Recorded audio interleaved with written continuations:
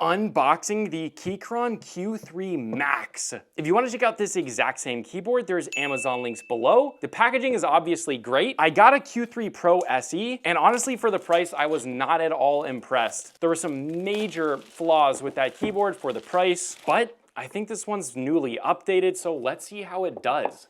All right, we've got some screws that stuck to the top of it. I love the gold, I always have. And then some extra, looks like rubber feet there. And then we have some foam. I think this might be for like space bars, things like that. We got your quick start guide here, and then a nice piece of foam on top. You might be able to use that for modding, possibly. Look at that, that's thick. And then showing you how to put a switch in, the manual, and then a great looking colorway right away. Let's take this out. I know everyone always does the little accessories first. I wanna do the keyboard. Yeah, this is a nice and beefy keyboard. The one thing the Q3 Pro SE did phenomenally was the build quality, and Keychron just does that well. Look at this. Yeah, this is a freaking work of art. It is beautifully machined. It feels great. I mean, guys, this is a solid piece of metal, so I'm doing a freaking curl right now. But yeah, look at this. Super, super clean, beautiful lines. It's very, very heavy. You get that knob there. Let's see if this one wobbles. Yeah, this one has very, very little wobble.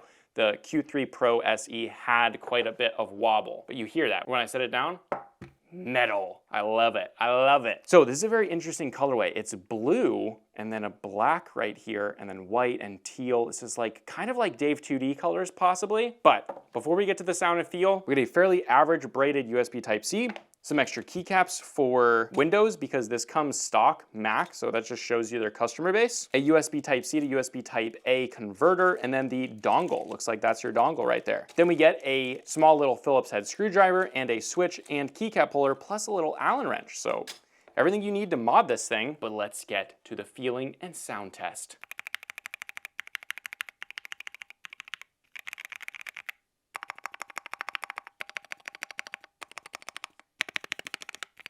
So unfortunately, this is basically exactly the same, which honestly I kind of expected. Keychron is a freaking awesome company back in the day. And by back in the day, I mean like right COVID, coming out of COVID, they were just doing the best keyboards, super, super good keyboards at the price. And the issue with the company is that that hasn't changed. Their quality has not gone downhill, but they haven't maintained with the current market. It got so much cheaper. You could get amazing keyboards today for stupid cheap amounts of money, and this feels like the same board out of 2021.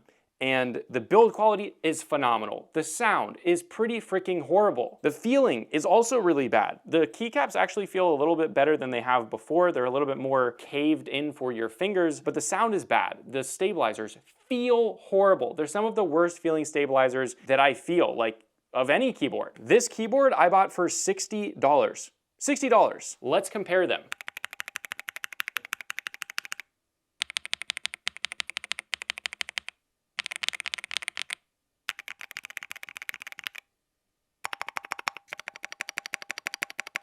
Hear the tick?